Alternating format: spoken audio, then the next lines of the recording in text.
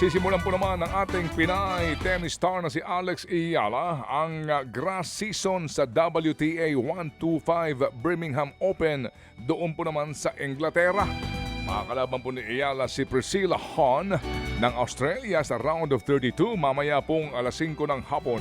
Ito ay katlong paghaharap ni Iyala at Hon.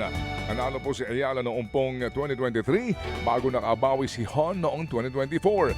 Tatangkain ding bumawi po ni Iyala matapos nga pong mabigo sa doubles tournament ng torneo kasama ang kanyang partner na si Nikola Partunkova.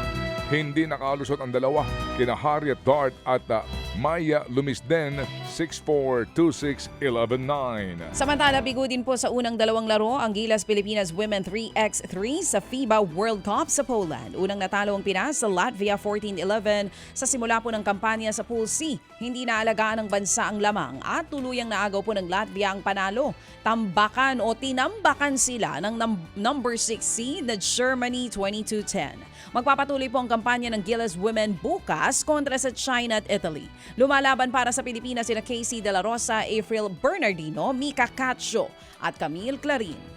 At bagamat sila daw po ang defending champions, abay mga underdog daw na papasok ang TNT Tropang 5G sa PBA Season 50 Commissioners Cup Finals kontra sa Barangay Ginebra, San Miguel. Yan nga po ang sabi ni Coach Chot Reyes matapos nga po makaabante ng TNT nang dispatchahin nila ang Meralco Bolts sa semifinals. Giit ni Reyes, mabigat ang Ginebra dahil para na naglalaro laban sa Gilas Pilipinas. Meron daw mga pambansang koponan sina Coach Tim Cone, Justin Brownlee, Scotty Thompson, RJ Abarientos at Troy Rosario. Yon.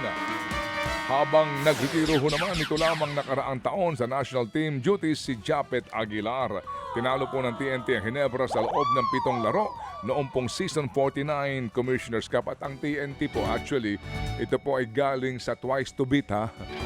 Tinalo ho nila ang number 1 seed na NLEX Road Warriors. Kaya ito'y galing po sa ilalim. Anyway, good luck Coach Chot at kay Coach Tim Cone. Samantala, pasok po sa Asian Games sa Japan ang Alas Pilipinas men's at women's teams. Galing mga kapatid, pasok nga po sa katang dalawang koponan base sa FIVB ranking sa Asia. Papasok bilang number 10 sa kontinente ang Alas Women habang number 50 naman po ang Alas Men. 16 na bansa sa men's and women's divisions ang maglalaban-laban sa Asiad. Gaganapin po ito sa Aichi Prefecture mula September 27 hanggang October 3. Magiging bahagi po mga manlalaro ng 700-strong delegation ng bansa sa Asiad. Ito po ang isa ho sa mga nadamay. Dito nga po sa boycott ng majority sa sesyon kahapon sa Senado. Naantala po yung dapat na botohan para nga po sa naturalization sa Gilas Pilipinas ng San Miguel Beerman import na si Benny Boatwright. Ito'y dahil nga po sa pag-absent ng majority senators sa sesyon kahapon kung saan nga po mga kapatid nakahanay po ito sa third and final reading. Ito nga po yung bunsod na pagkaka-aresto kay Senador Jingo Estrada. Isa ho ang House Bill number 6639 nga na layong pong magbigyan ng Philippine citizenship itong si Boatwright sa 3 panukalang nakalinya para nga sa 3 huling pagbasa ng Senado. Present kahapon sa sesyon si Benny kasama po ang kinatawan ng Samahang Basketball ng Pilipinas. Mga kapatid, patuloy po kayong tumutok sa 105.9 True FM para sa totoong balita, informasyon, music and entertainment. Mag-subscribe sa aming YouTube channel at podcast at sundan nyo kami sa Facebook, Instagram, X at TikTok sa True Network PH. Bisitahin din po ang aming official website, truefm.ph.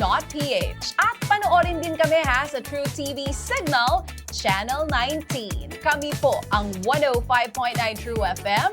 Laging true sa'yo, kapatid.